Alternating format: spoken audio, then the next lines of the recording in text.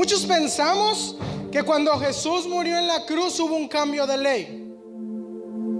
Pero cuando Jesús murió en la cruz hubo salvación.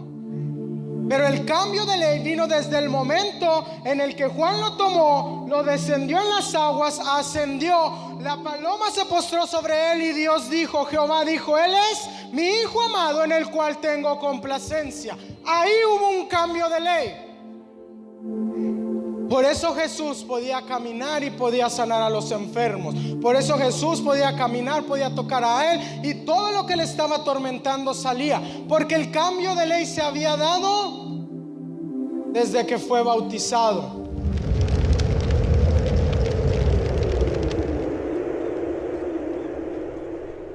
Le platico. A mí en lo personal me gustan mucho los carros viejos.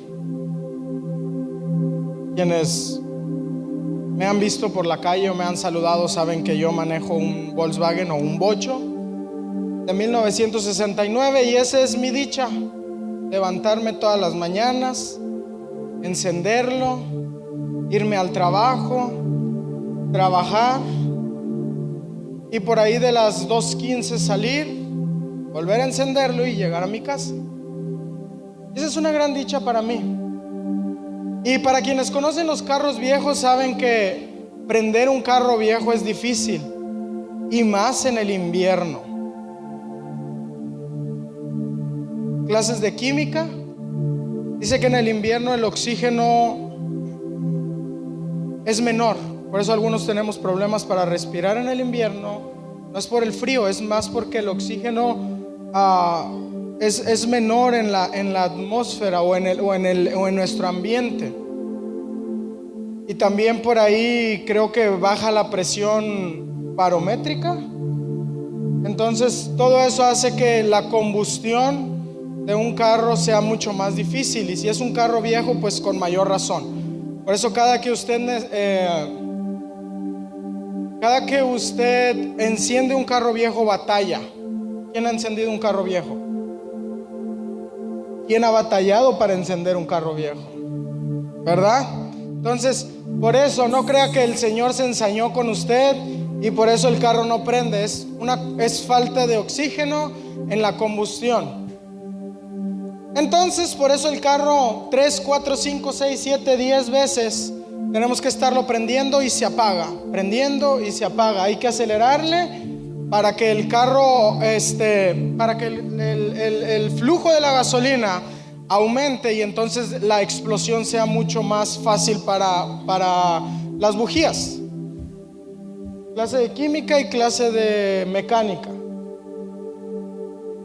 Entonces, lo que a mí siempre me gusta hacer es, entonces le digo, a mí me gustan los carros viejos. Tengo un camión del 78, un camión del 80 y un bocho del 69. Entonces, con los que más batallo son con las máquinas grandes. A veces me puedo aventar una hora y media ir peleando con ellos para que puedan prender.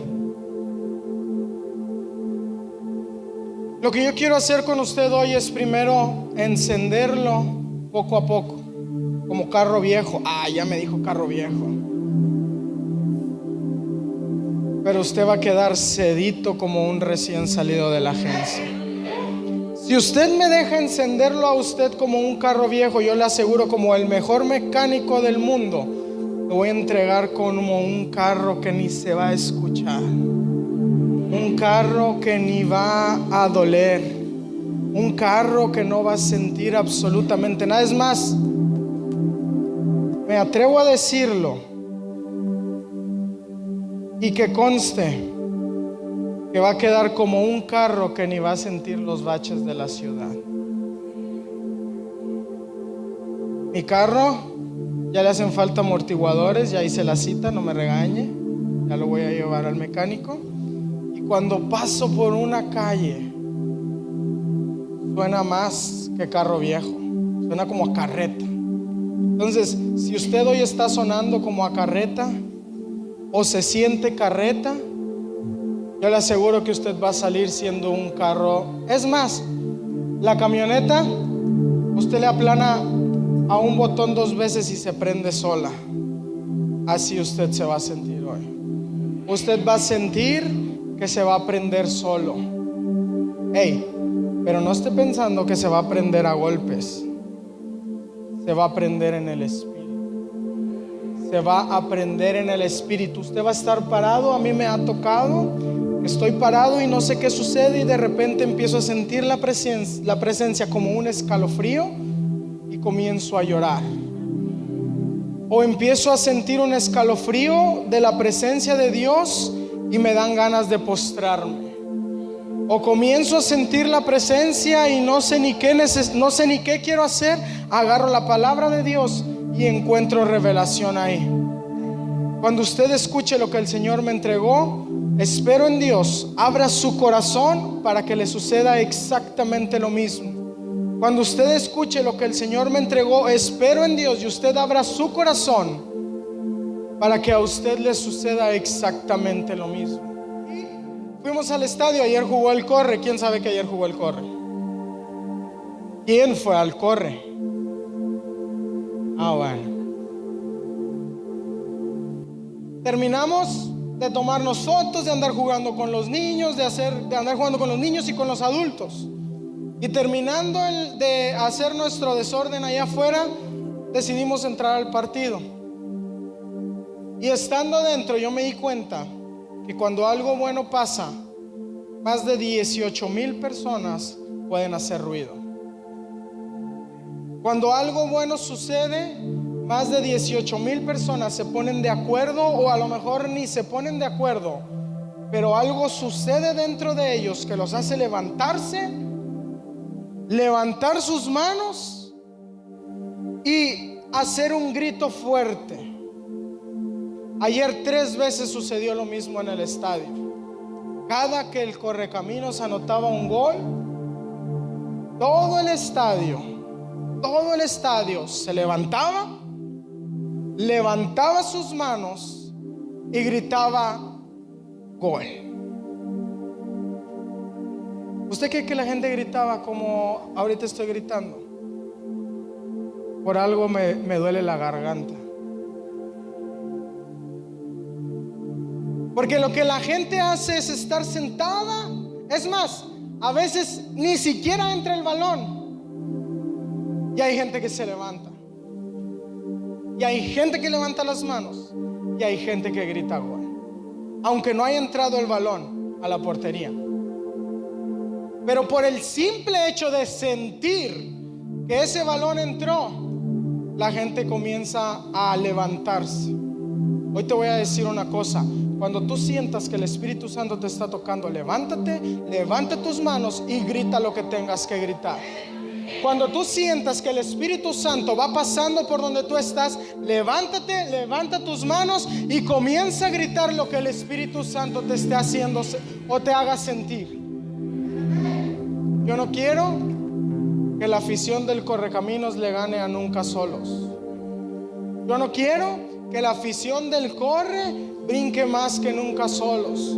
Yo no quiero que un gol nos haga sentir mucho más de lo que el Espíritu Santo nos puede hacer sentir. Yo no quiero que un posible gol o que un penalti nos haga gritar más de lo que el pueblo de Dios puede gritar. Yo no quiero que 18,000 personas honren más a un equipo que a Dios. ¿Está usted listo? Me acompaña a Éxodo capítulo 3, versículos del 1 al 12. Éxodo 3, versículos del 1 al 12. Dice: apacentando Moisés las ovejas de su suegro, sacerdote de Madián, llevó las ovejas a través del desierto y luego hasta Horeb, monte de Dios, y se le apareció el ángel de Jehová en una llama de fuego en medio de una zarza, y él miró y vio que la zarza ardía en fuego y la zarza no se consumía. Entonces Moisés dijo: iré yo ahora y veré esta grande visión, porque causa la zarza no se quema. Viendo Jehová que él iba a verlo, llamó Dios de un medio de la zarza y dijo: Moisés, Moisés. Y él respondió: heme aquí. Y dijo: no te acerques, quita tu calzado de tus pies, porque el lugar en que tú estás, tierra santa es. Y dijo: yo soy el Dios de tu padre, Dios de Abraham, Dios de Isaac y Dios de Jacob. Permítame aquí. Lo que usted está escuchando, y probablemente usted ya lo sabe, es el llamado o la forma en la que Dios llamó a Moisés. Esa es la forma. Esa es la forma en la que Dios llamó a Moisés. Estando él con las ovejas de su suegro, las llevó a un lugar, llegó al monte de Horeb, vio que una zarza es una planta.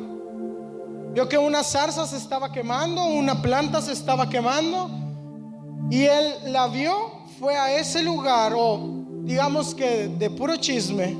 Yo no sé si Moisés era de Victoria o qué, pero cuando vio ese, ¿verdad? Porque usted nomás escucha balazos y ahí va. Le dice: no se acerque, y ahí va. Moisés llegó, y entonces Jehová comenzó a hablar y le habló por su nombre: Moisés, Moisés. Y su respuesta fue: heme aquí. Jehová comienza a darle algunas indicaciones. Moisés dice que no, Jehová dice que sí. Moisés le dice: es que soy tartamudo o soy lento para el habla. Es la forma en la que lo traduce Reina Valera. Y Jehová le dice: sí, y vas a ir y les vas a decir a mi pueblo esto. El gran yo soy te ha enviado, le dice. Y así es como Moisés va al pueblo, llega y comienza a hablarle, regresa a Egipto y comienza a hablarle al pueblo de Dios. No se me apague, por favor. Y comienza a hablarle al pueblo de Dios y le dice: el gran yo soy me envió, y va a pasar esto y las plagas y nos vamos a ir. Y entonces el pueblo de Dios comienza a escucharlo y comienza a creer, porque cosas que Jehová le había dicho a Moisés eran las que estaban pasando. Y lo que yo quiero explicarte con esto es que, quién sabe, y espero y todos, sobre las 12 tribus del origen del cristianismo, ¿no? Vaya a Casa de Paz y ahí le van a enseñar más. Entonces, de estas 12 tribus salían hombres. Y en este caso se habla sobre la tribu de Leví, o los levitas. ¿Has escuchado esa palabra o has leído esa palabra en la Biblia, los levitas? Bien, Moisés era un levita, o el hombre al que el Señor le había entregado el sacerdocio en ese entonces era un levita.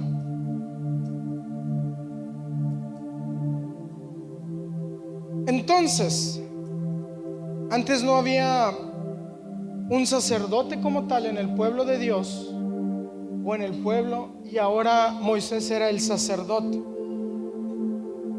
o Aarón era el sacerdote, y Moisés era el líder de ese pueblo. Como levitas, ellos estaban bajo una ley. ¿Usted ha escuchado hablar de la ley? La ley fue la que cuando Moisés subió al monte y fue a la presencia de Dios, y el Señor lo hizo ayunar 40 días y le entrega los mandamientos. ¿Usted ha escuchado hablar de los mandamientos? Entonces, esos mandamientos son la base de la ley de los levitas. ¿Sí? Usted tenía que hacer un montón de cosas y como quiera no iba a ser salvo. Ese es el punto. El punto es que los levitas a eso iban, a eso llegaban. Al último no eran salvos, porque ellos tenían que ir por obras. Pero tiempo después vino un hombre a la tierra, muchos años, muchísimos años después de que Moisés viera o tuviera esta visión, o tuviera esta plática con Jehová. Y el hombre que llegó se llamaba Jesús. ¿Me puede acompañar usted a Mateo 3, 16 y 17? Y Jesús, después que fue bautizado, subió luego del agua, y aquí los cielos le fueron abiertos, y vio al Espíritu de Dios que descendía como paloma y venía sobre él. Y hubo una voz de los cielos que decía: este es mi Hijo amado, en quien tengo complacencia. Hay otra versión que dice, en Él tengo complacencia. Téngame paciencia, no se me apague.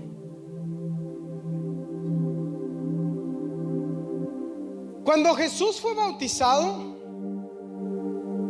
¿alguien sabe quién fue quien lo bautizó? Juan el Bautista. Y entre que si tú y que yo, y que si tú y que yo, Jesús le decía, vengo a que me bautices. Y Juan le decía, espérame, pero tú tienes que ser quien me debe bautizar a mí, porque eres mayor que yo. Juan, o la mamá de Juan y la mamá de Jesús, en un punto, o bueno, eran familia. Juan y Jesús vendrían siendo como primos lejanos. Entonces ellos estaban como que tú y como que yo y como que tú y como que yo. ¿Quién bautiza a quién? En lo natural o en un organigrama pudiéramos decir, Jesús tendría que bautizar a Juan, porque Jesús era mucho más importante que Juan. Jesús sigue siendo mucho más importante que Juan, a pesar de que Juan en aquel entonces era el sacerdote, era el que bautizaba. Ahora te estarás preguntando, ¿por qué Juan tuvo que bautizar a Jesús? ¿O de plano no te importa? Juan tuvo que bautizar a Jesús porque Juan era de la tribu de Leví. ¿Se acuerda usted de Zacarías? El papá de Juan, aquel hombre que quedó ciego por su incredulidad. Vino Jehová y le dijo, vas a tener un hijo, y él ya era viejo. Y dijo, no, yo no creo. Dijo, bueno, pues te vas a quedar ciego hasta que ese niño nazca. Nació ese niño y Zacarías vio, bueno, Zacarías era descendiente de la tribu de Leví, de los levitas. Pero, ¿por qué Juan tuvo que bautizar a Jesús? Juan lo tuvo que bautizar porque entonces el sacerdocio que Jehová le había entregado a la tribu de Leví ahora lo estaba recogiendo.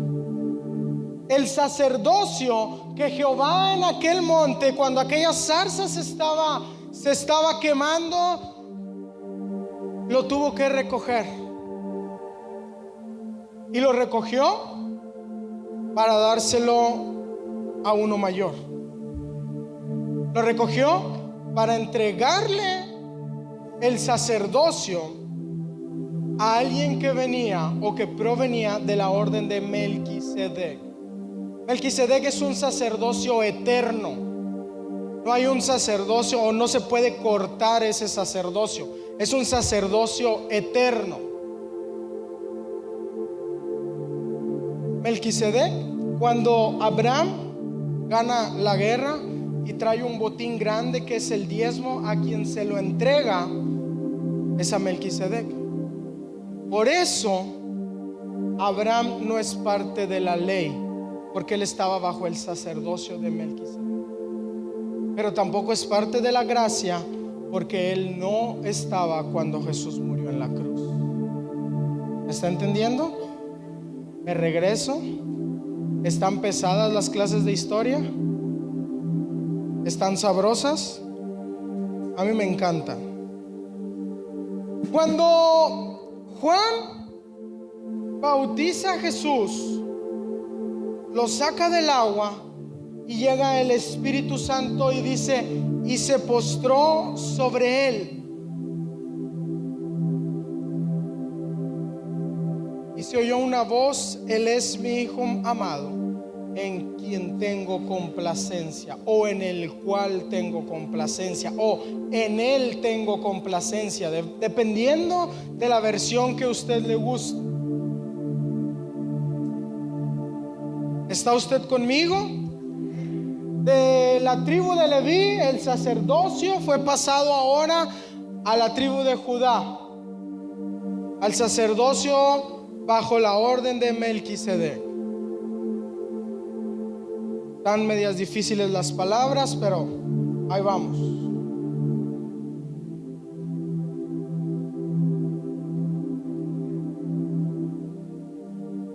Hebreos 5, 8 al 10. Hebreos capítulo 5, versículos 8 al 10. Y aunque era hijo, por lo que padeció, aprendió la obediencia, y habiendo sido perfeccionado, vino a ser autor de eterna salvación para que todos los que le obedecen. Y fue declarado por Dios sumo sacerdote según el orden de Melquisedec. ¿Está entendiendo? No se me duerma, no se me apague, por favor, no se me apague. Hebreos 7:12, perdón. Hebreos 7:12. Ahora bien, de la tribu de Leví, Juan le entregó el sacerdocio a Jesús y dice: porque cambiando el sacerdocio, necesario es que haya también. Muchos pensamos que cuando Jesús murió en la cruz hubo un cambio de ley, pero cuando Jesús murió en la cruz hubo salvación. Pero el cambio de ley vino desde el momento en el que Juan lo tomó, lo descendió en las aguas, ascendió, la paloma se postró sobre él y Dios dijo, Jehová dijo, Él es mi Hijo amado en el cual tengo complacencia. Ahí hubo un cambio de ley.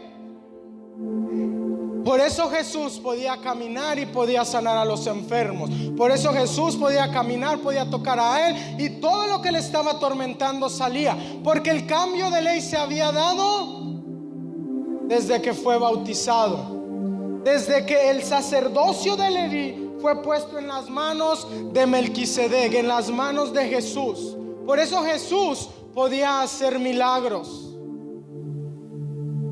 Por eso Jesús, por el lugar en el que se parara, podía caminar y cambiar la atmósfera, porque el cambio de ley ya había sucedido. Ahora bien, ¿qué diferencia tiene de una ley a otra ley? ¿Quiere que se la diga? Vaya a Casa de Paz para que se la aprenda.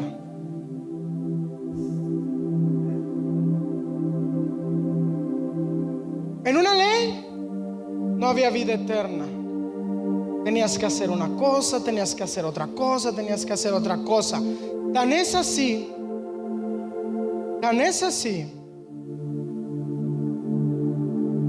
Juan 6, 56 al 58. ¿Ya le dio sueño? Dígale a su cara que no tiene sueño. Juan 6, 56 al 58. El que come mi carne y bebe mi sangre, en mí permanece y yo en él. Como me envió el Padre viviente, y yo vivo por el Padre. Asimismo, el que come, él también vivirá por mí. Este es el pan que descendió del cielo, no como vuestros padres que estaban en la ley, que estaban bajo la ley, comieron el maná y murieron. El que come de este pan vivirá eternamente. Bajo el sacerdocio de Leví no había salvación, no había milagros, no había nada, porque dice, no como vuestros padres comieron el maná, pero no me tuvieron a mí.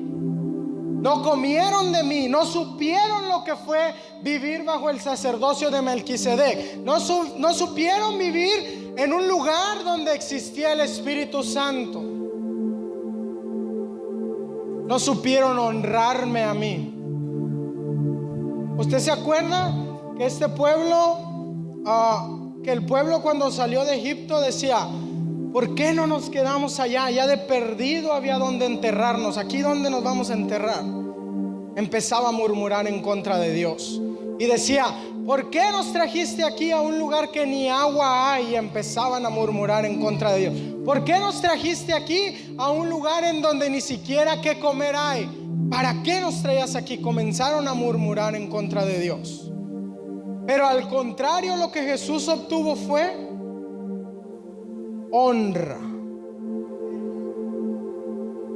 ¿Me ayudan? Juan 5, 19, 23 dice: respondió entonces Jesús y les dijo: de cierto os digo, no puede el Hijo hacer nada por sí mismo, sino lo que ve hacer al Padre, porque todo lo que el Padre hace, también lo hace el Hijo igualmente, porque el Padre ama al Hijo y le muestra todas las cosas que Él hace, y mayores obras que éstas les mostrará, de modo que vosotros os maravilléis, porque como el Padre levanta a los muertos y les da vida, así también el Hijo a los que quiere da vida. Porque el Padre a nadie juzga, sino que todo el juicio dio al Hijo, para que todos honren al Hijo como honran al Padre. El que no honra al Hijo,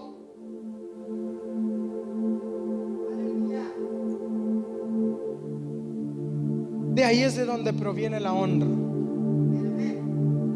Cuando el sacerdocio cambia, cambia la ley. Y cuando la ley cambia, lo que ahora nosotros tenemos que comenzar a hacer no es a matar corderos. Las ofrendas de sangre ya no se utilizan. Usted no trae un cordero, lo matamos y se lo entregamos a Jehová y sube como olor fragante. Sino que ahora lo que comenzamos a hacer es lo que dice Jesús, porque hay una nueva ley. Si el pueblo de Dios, cuando estaba bajo la ley de los levitas, hacía lo que Moisés les decía, ahora nosotros que estamos bajo la ley de Jesús, o bajo la ley del sumo sacerdote de Melquisedec, ahora nosotros tenemos que hacer lo que Jesús dice. Ahora tenemos que hacer lo que Jesús dice y lo que Jesús hizo, que son dos cosas diferentes. Usted no puede hacer lo que hacían los levitas, porque si no usted va a ser juzgado como los levitas. Usted tiene que hacer lo que hacía Jesús para que usted sea juzgado por el Hijo. ¿Está usted conmigo o está sintiendo como que se está apagando? A veces cuando usted agarra un carro viejo frío y no lo calienta, lo saca de la cochera y va avanzando y va, ¿cierto o falso? Bueno, no deje que la cabeza le haga así, porque eso quiere decir que se me está durmiendo. ¿Está bien? ¿Está pesado? ¿Está interesante? ¿Le está hallando sabor a esto? Melquisedec, o el orden de Melquisedec, fue antes de Moisés y después de Juan. Aún lo seguimos viviendo. ¿Quién estuvo antes de Moisés? Un hombre que fue, la palabra lo describe como riquísimo. Así lo describe la palabra, riquísimo. Santiago 2, 22 y 23. Santiago capítulo 2, 22 y 23. Y dice: ¿no ves que la fe actuó juntamente con sus obras, y que la fe se perfeccionó por las obras? Y se cumplió la escritura que dice: Abraham creyó a Dios y le fue contado por justicia. ¿Y fue qué? Abraham no podía ser llamado hijo de Dios. Abraham no podía ser llamado hijo de Dios. ¿Por qué? Porque en ese entonces había un unigénito, que era el Verbo. Un unigénito, hijo unigénito, único. Por eso Abraham no podía ser llamado hijo de Dios. Por eso se le da el nombre de amigo de Dios. Por eso Abraham no puede ser llamado hijo de Dios, porque a partir de la cruz todos somos llamados hijos de Dios. Antes de la cruz, como Abraham fue llamado amigo de Dios. Pero lo que me gusta mucho es lo que dice el 22. ¿Me pueden prestar el 22, por favor? ¿No ves que la fe actuó juntamente con? Y que la fe se perfeccionó por... O sea, ¿cómo? ¿No es por obras para que nadie se gloríe? ¿Y acaso no es por eso? La salvación, mi hermano, únicamente la salvación. ¿Usted quiere comenzar a incrementar su fe o usted quiere comenzar a perfeccionar su fe? Comience a hacer obras. Qué bueno que usted ya comenzó a hacer obras. Su fe va a comenzar a perfeccionarse.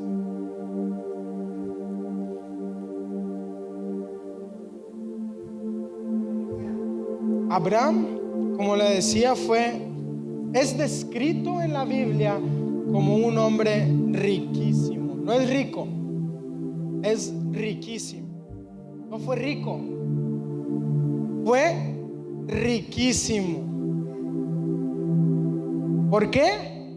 Porque estuvo con Dios, porque caminó con Dios, porque escuchó de Dios, porque anduvo con Dios. Fue amigo de Dios. Qué dicha, ¿no?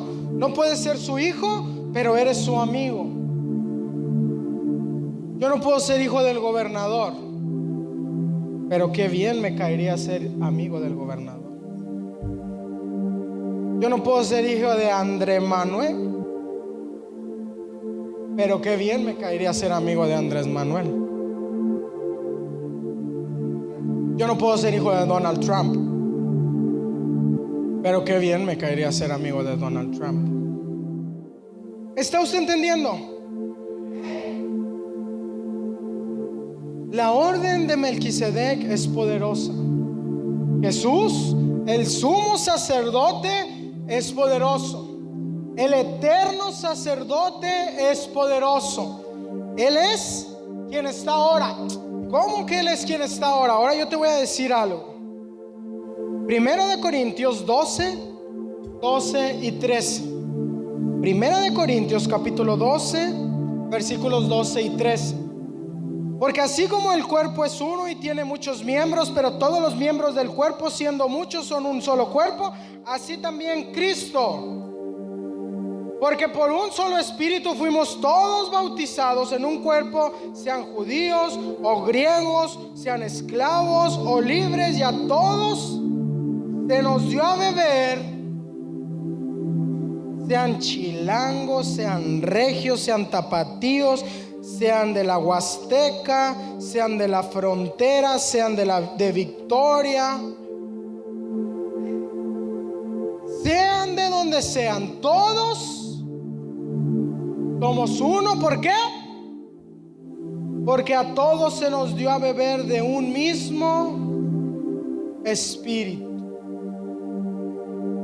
¿Usted está conmigo? No se me está durmiendo. Dígale al de al lado, no te duermas. Hechos 1:9, por favor. Hechos 1:9. Si usted ve que el de al lado se está durmiendo, cuando el carro se está apagando, hacemos un acelerón, ¿verdad? Cuando usted aplana el acelerador, el chicote del acelerador, que es todo ese cable que está atrás, está en el carburador y hace que el carburador se abra más. A veces cuando no podemos prender el carro, nos vamos al motor y le hacemos para no estar en el acelerador sin estar viendo el motor, no sé qué le vemos, pues al final de cuentas, pero ahí estamos. Nos vamos al carburador y le empezamos a dar unos chicotazos al carburador. Bueno, usted tiene permiso de darle unos chicotazos al carburador de al lado. Si usted ve que de repente cabecea, hágale, no te duermas, que nos están dando oro molido. Hechos 1:9. Y habiendo dicho estas cosas, viendo ellos fue alzado y le recibió una nube que lo ocultó de sus ojos. ¿A quién? A Jesús. ¿De los ojos de quién? De sus discípulos. Y se fue. Jesús. Eso fue la última vez que Jesús estuvo en la tierra. Ascendió a su trono, a la diestra del Padre. ¿Qué es lo que pasa? Que Jesús antes de eso les dijo: les voy a dejar a un consolador. Y nos dejó al Espíritu Santo. Y usted sabe que hay una santa Trinidad: Dios Padre, Dios Hijo y Dios Espíritu Santo. Ahora yo le voy a decir una cosa.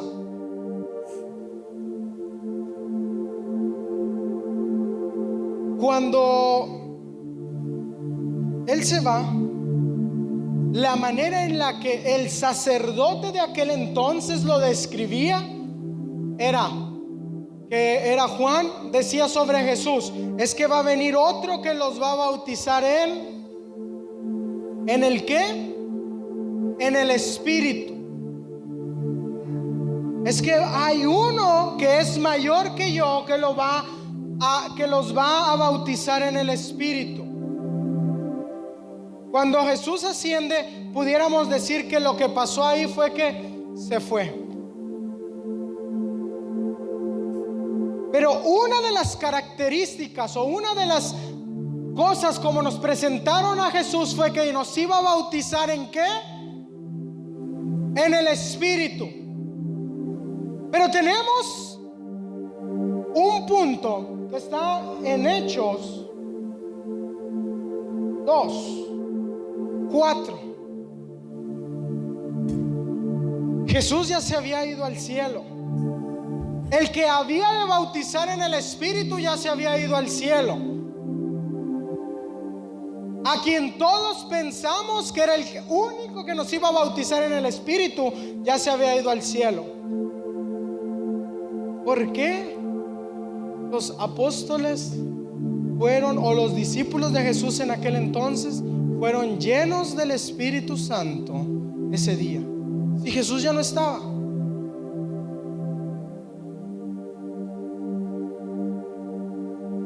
Porque el sacerdocio es eterno. Porque el sacerdocio de Melquisedec, de la orden de Melquisedec, es eterno. Y ahora quien está a cargo, quien caminó por 3 años fue Jesús. Pero Jesús caminó por 3 años juntamente con el Espíritu Santo. Y cuando Jesús se va, la carne se va, pudiéramos decir. Le digo carnal a Jesús: era un cuerpo como el tuyo y como el mío.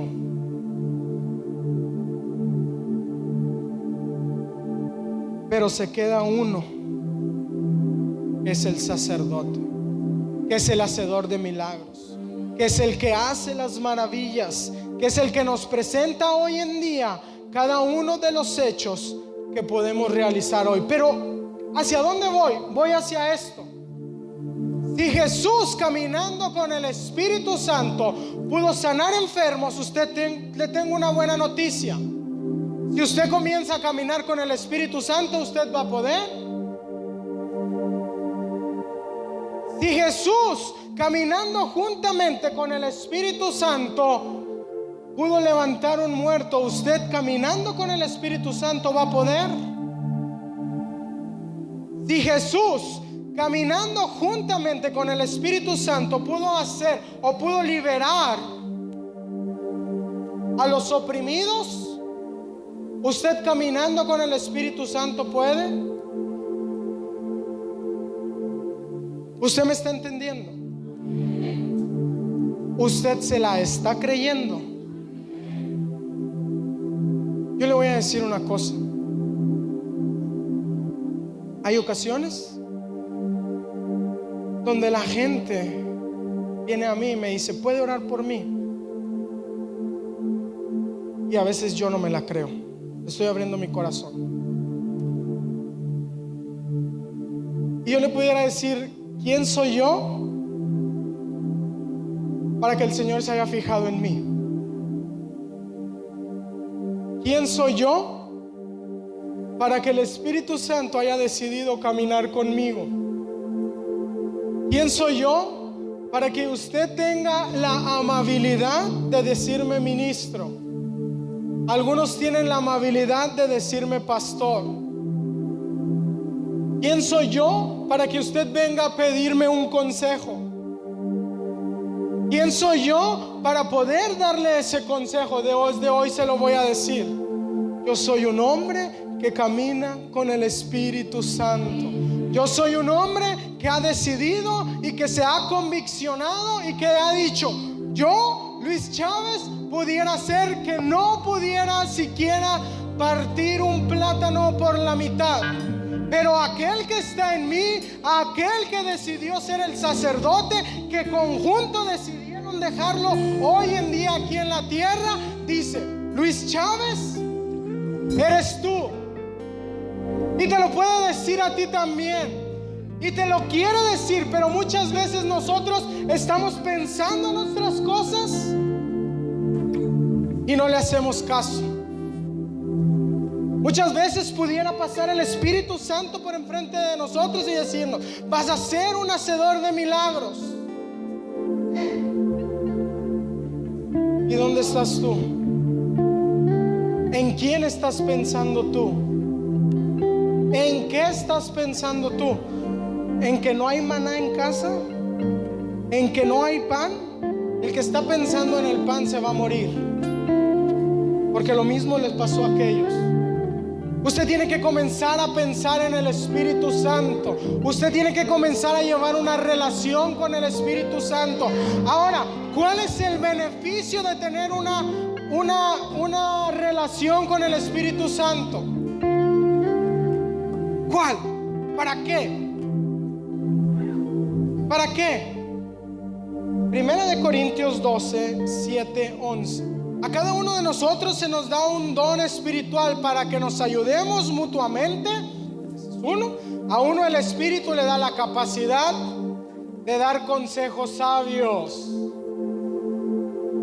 Si a alguien se le ha acercado en su trabajo, si a alguien se le ha acercado en la calle, si a alguien le ha preguntado: oye, ¿y tú cómo le harías en eso? Es porque está viendo al Espíritu Santo en usted. A otros el mismo Espíritu le da un mensaje de conocimiento especial. A veces a usted ni siquiera le preguntaron, pero usted llega y le dice. A otros el mismo Espíritu le da gran fe. Yo he conocido gente que no tiene nada y sale adelante únicamente por la fe. Y a alguien más ese único Espíritu le da el don de... A uno les da el poder para hacer milagros y a otros la capacidad de profetizar. Le da la capacidad de discernir si un mensaje es del Espíritu de Dios o de otro espíritu. Todavía a otro se le da la capacidad de hablar en idiomas desconocidos, mientras que a otro se le da la capacidad de interpretar lo que está diciendo. Es el mismo y único Espíritu quien distribuye todos esos dones.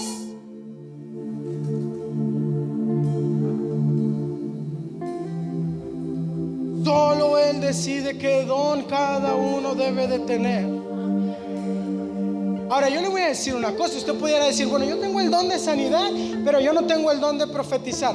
En esta cosa, en este texto, en este lugar, en este momento, lo que el apóstol les estaba diciendo a los corintios en su primera carta es: en algunas ocasiones tú vas a profetizar, en algunas ocasiones tú vas a sanar, en algunas ocasiones.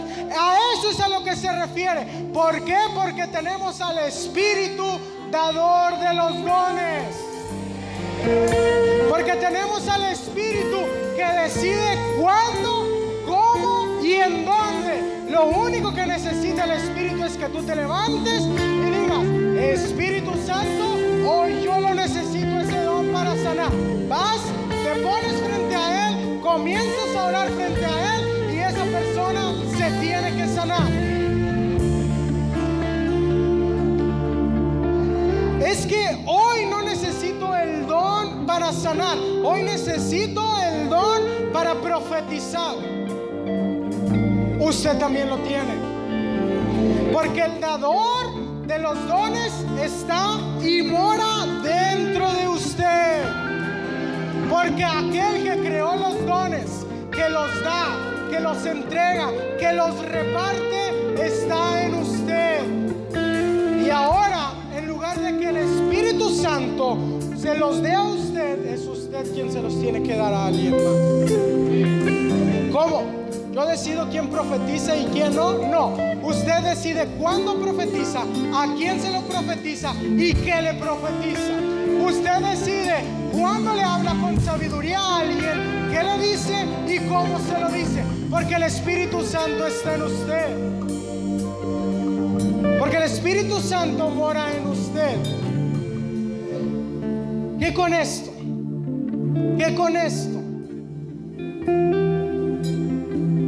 Cuando era la tribu de Leví quien estaba en el sacerdocio, usted tenía que ir con el sacerdote. Yo se lo he explicado. El sacerdote entraba a la presencia de Dios y era el sacerdote quien ponía sus peticiones o sus pecados. Usted ha ido a otras iglesias donde se tiene que, ¿cómo se llama cuando le dices al sacerdote tus pecados? Confesar. Por eso algunas iglesias usted se tiene que confesar con el sacerdote. Pero le tengo una noticia. Eso es de la ley antigua.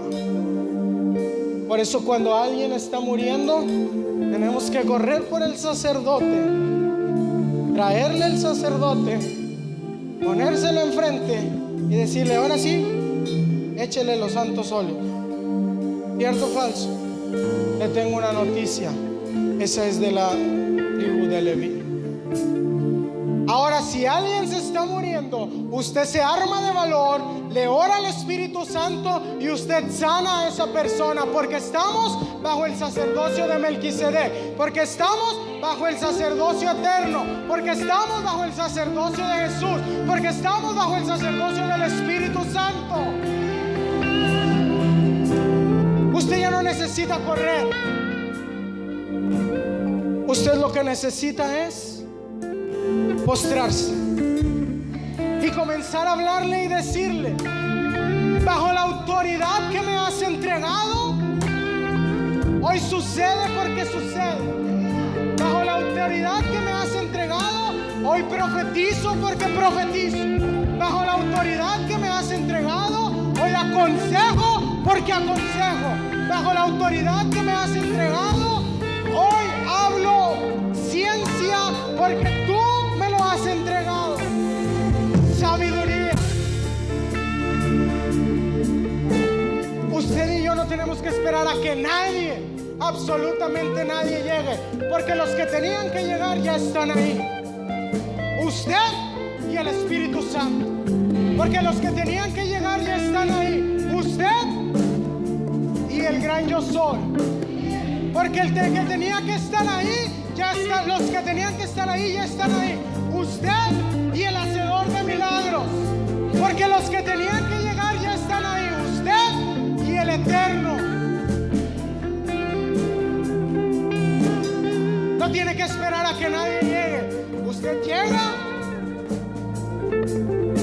y usted ya aporta lo que tiene que estar ahí. No tiene que esperar a que llegue el pastor. No tiene que esperar a que llegue el ministro. No tiene que esperar a que llegue nadie. Pero ¿cómo se hace? ¿Cómo lo logro hacer? Como Abraham. Como Abraham. Santiago 2, 22, 23. ¿No ves que la fe actuó juntamente con sus obras y que la fe se perfeccionó por las obras y se cumplió el escrito? ¿Cómo? Con obras. ¿Cuáles son las obras? comience a orar por la gente. Comience a profetizarle a la gente. Comience a aconsejarle a la gente. Comience a hablar con sabiduría a la gente. Esas son las obras que tenemos que hacer. ¿Quiere que el Espíritu salga? Pídale que salga. ¿Quiere que el Espíritu comience a actuar? Dígale que actúe. ¿Quiere que el Espíritu comience a hacer milagros? De usted el primer paso.